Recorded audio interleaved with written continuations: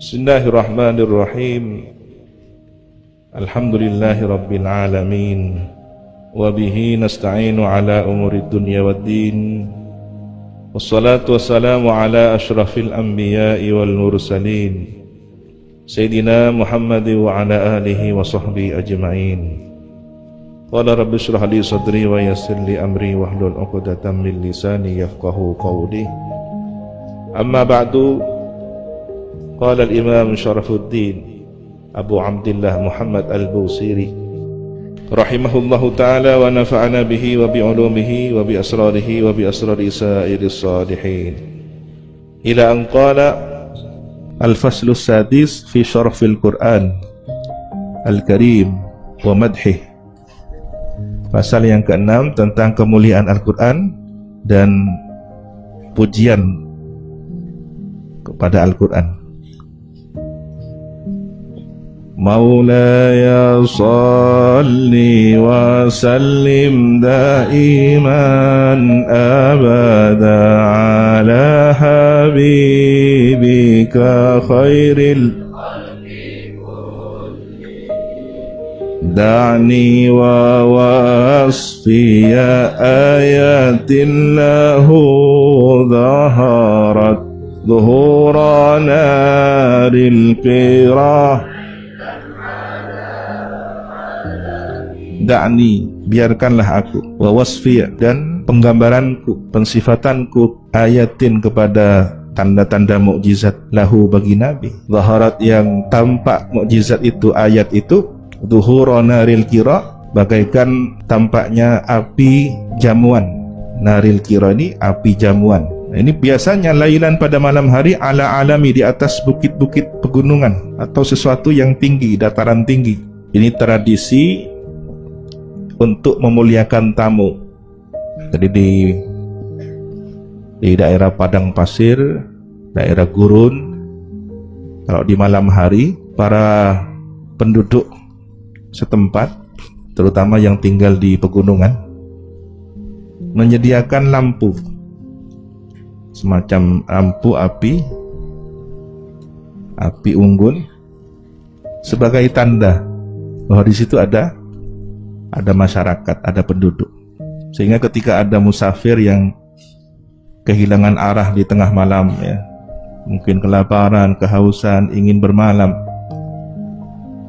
maka dengan petunjuk cahaya api itu, kemudian mereka akan datang mendekati. Seperti kisahnya Nabi Musa.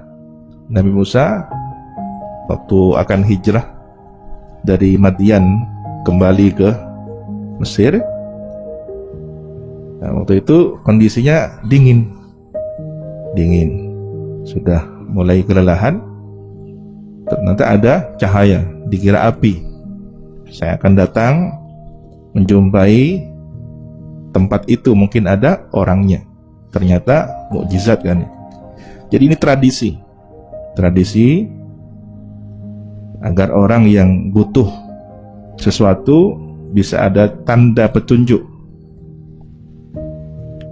Perumpamaannya bahwa tanda-tanda mukjizat Nabi itu bagaikan api, tanda bagi orang-orang yang membutuhkan, tamu yang ingin dihormati. Jadi bukan api sebagai simbol yang kiasan sesuatu yang buruk, panas, menyedihkan, memedihkan, tidak. Tetapi api ini tanda kebaikan, tanda penghormatan kepada tamu. Maka ayatnya Nabi, mukjizatnya Nabi, ini tanda bagi umat untuk mendapatkan kemuliaan cahaya Islam, bahwa Nabi Muhammad ini adalah sosok yang patut diimani, diyakini, diikuti, diteladani ajaran agamanya. Imam Al-Busiri mengakui bahwa beliau tidak mampu secara utuh menggambarkan, mensifati tentang mukjizatnya Nabi. Tetapi ya sudah, biarkanlah, dakni.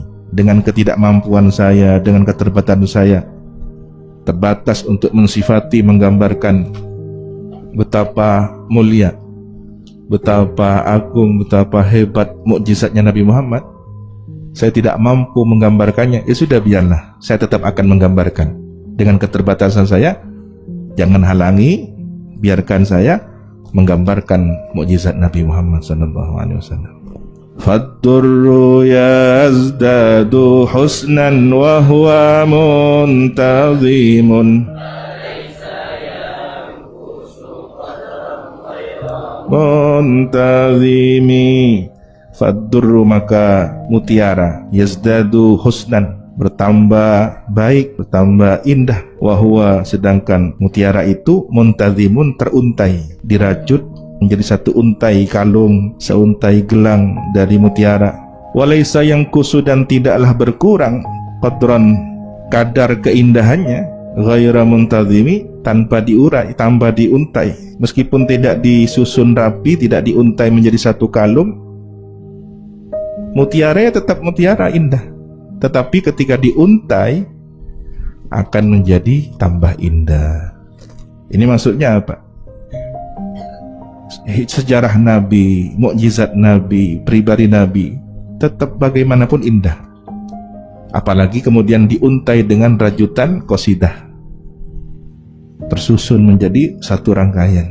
Jadi mau diuntai tersusun rapi atau dibiarkan dengan bentuk aslinya, mutiara lah tetap mutiara. Begitu juga sejarah Nabi, mukjizat Nabi, mau disusun menjadi qasidah atau dibiarkan dalam tulisan-tulisan sejarah, tetap indah, karena pemiliknya adalah sosok yang indah, baginda Nabi Muhammad SAW. Fama tutawi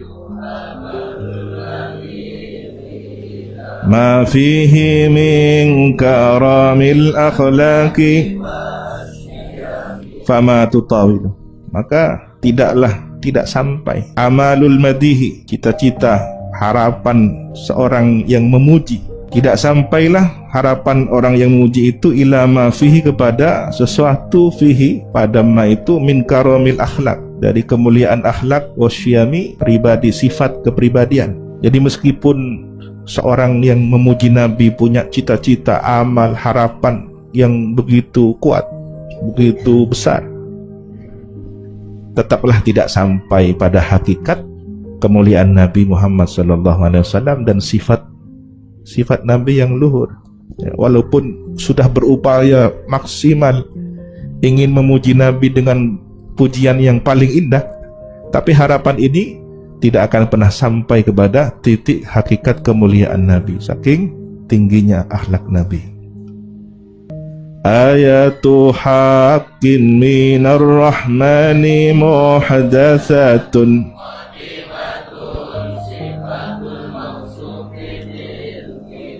jadi ayat-ayat kebenaran dari Allah yang Maha Rahman, muhdatsatun, baru diturunkan, qadimatun, dahulu, sifatnya qadim, sifatul mausufi. Nah, qadimah itu adalah sifat yang mensifati Al-Quran tadi, bil kitami, dengan sifat dahulu, karena kalamullah.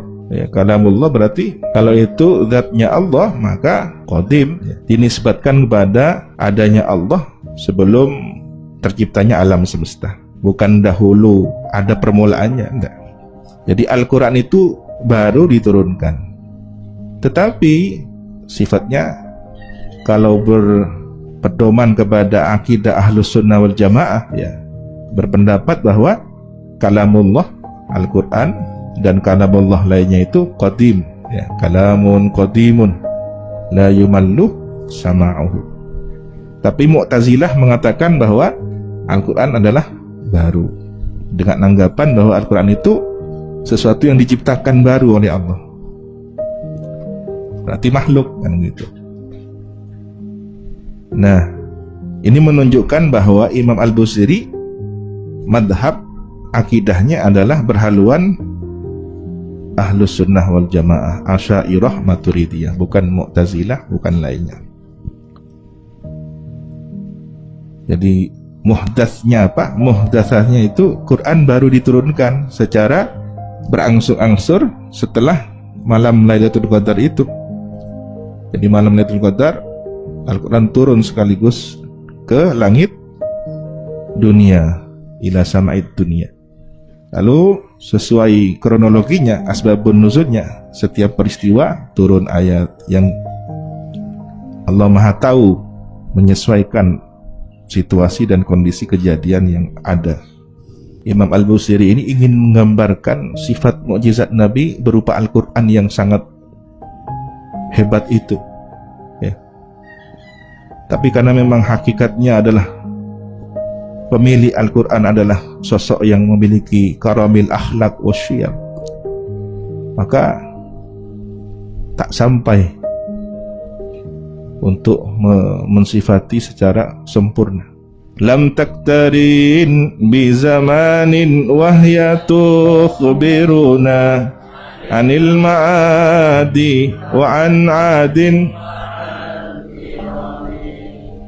Mukjizat Al-Quran itu, ayat-ayat Al-Quran itu yang bersifat kalam qadim itu tidak terikat oleh waktu. Wahya, ayat-ayat Al-Quran itu tukhbiruna, menginformasikan, memberitahukan, memberi kabar kepada kita anil ma'ad, tentang bangsa atau al-ma'ad di sini tempat kembali akhirat, wa an adin, kaum Ad, wa an Iram, kaum bangsa Iram yang memiliki kekuatan peradaban, tapi kemudian karena kecongkakan dan sebagainya dimusnahkan oleh Allah. Bagaimana ada kitab yang ternyata tertuang semua informasi dari sebelum, yang sedang, dan akan terjadi. Berarti kitab ini lintas dimensi ruang dan waktu. Kitab yang menjelaskan tentang bagaimana kondisi manusia sebelum berada di dalam kandungan. Kitab apa ini kalau tidak dari sumber yang maha mengetahui segala sesuatu? Maka sumber informasi Al-Quran adalah cuplikan dari Lauhil Mahfuz. Jadi Al-Quran ini hanya bagian-bagian dari Lauhil Mahfuz. Kalau ingin mengetahui rahasia ilmu Allah, cuplikannya, sebagian tayangannya ditunjukkan melalui Al-Quran. Al-Quran, Zabur, Taurat, Injil, dan suhuf para nabi, suhuf Nabi Ibrahim, Nabi Musa. Ini adalah tayangan bagian dari Lauhil Mahfuz. Subhanakallahumma wa bihamdika asyhadu an la ilaha illa anta astaghfiruka wa atubu ilaik. Wa sallallahu ala sayyidina Muhammadin wa ala alihi wa sahbihi wa sallam. Alhamdulillahi rabbil alamin.